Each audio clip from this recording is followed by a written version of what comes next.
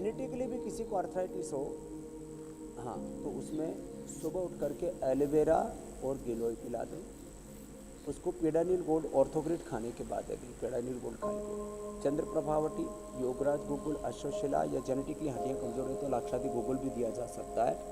हल्दी, मेथी, सौंठ, सुरंजान और ये सब प्रयोग आप बताया, अश्वगंधा का हमने।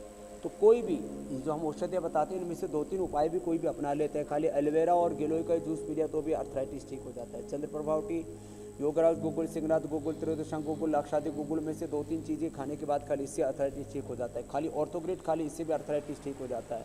हल्दी, मेथी, सौंठ का पाउडर खा ले उससे भी आर्थराइटिस ठीक हो जाता है। जिनको यदि यूरिक एसिड बढ़ा हुआ तो चंद्र प्रभाव गोक्षरादि ले ले खाने के बाद, और खाली पेट पुनर्नवादी मंडूल ले ले, इससे भी आर्थराइटिस और ये जो है गाउट ठीक हो जाता है। तो खट्टी चीज़ों का परहेज करें। तो ये आयुष से लेकर के तमाम जिनका भी प्रश्न था उनको सबका हमने उत्तर दे दिया है। बिल्कुल बिल्कुल बिल्कुल। अगला सवाल स्वामी जी आशीष का है। उनकी माँ को पिंडली में और पैर के तलवे में दर्द रहता है, हाई बीपी भी है उनको, तो योग से वो इसे ठीक करना चाहते हैं, अपनी बीमारी को दूर करना चाहते हैं, आप उनको उपाय बताएं। हाँ, तो हाई बीपी के लिए तो मुक्तावटी, खाली पेट, या किसी को तो एक से काम चल जाता है, और बीपी ग्रिड खाने के बाद ले लें, कोई भी दोनों में से एक ले लें तो बीपी ठीक हो जाएगा। जहाँ तक पिंडली के दर्द का प्रश्न है और तलवे के दर्द का प्रश्न है, इसके लिए चंद्र प्रभावटी 1-1 गोली खा लें, और पिंडली के दर्द के लिए आरोग्यवर्धनी 2-2 गोली खा लें। आरोग्यवर्धनी से पूरा पेट, लीवर, इंटेस्टाइन, पेट की गड़बड़ी से पिंडलियाँ जुड़ती हैं। तो ये पिंडलियों के लिए आरोग्यवर्धनी वटी, और साथ में तलवों में भी दर्द है तो चंद्र प्रभावटी, दोनों साथ में खा लेंगे। और गोखरू का पानी जरूर पिए। गोखरू के पानी से ये तलवों का दर्द, और सर्वकल्प के पानी से पिंडली का दर्द दूर हो जाएगा। बातें छोटी छोटी हैं।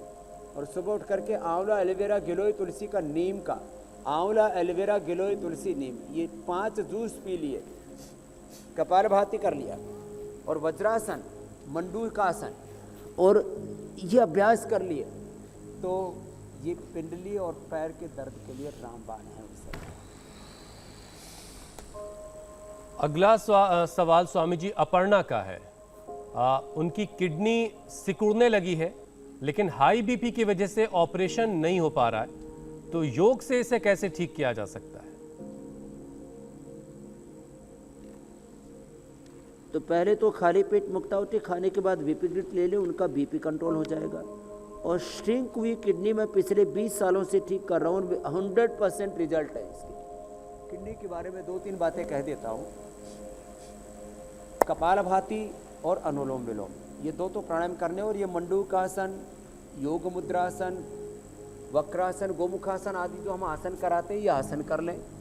चंद्र प्रभावटी, गोक्षरादि खाने के बाद ले लें, और पुनर्नवादि, मंडूर और वृक्कदोषर वटी खाली पेट ले लें, और वृक्कदोषर क्वाथ भी पी लें। वृक्कदोषर क्वाथ और गोखरू का क्वाथ ही किडनी के लिए रामबाण है। इनकी श्रिंक हुई किडनी 1 सप्ताह में अच्छी होने लगेगी। 1 सप्ताह में पूरी तरह से उसका जो 9 सेंटीमीटर का नॉर्मल आकार है उसमें किडनी आ जाएगी हुसैन भाई।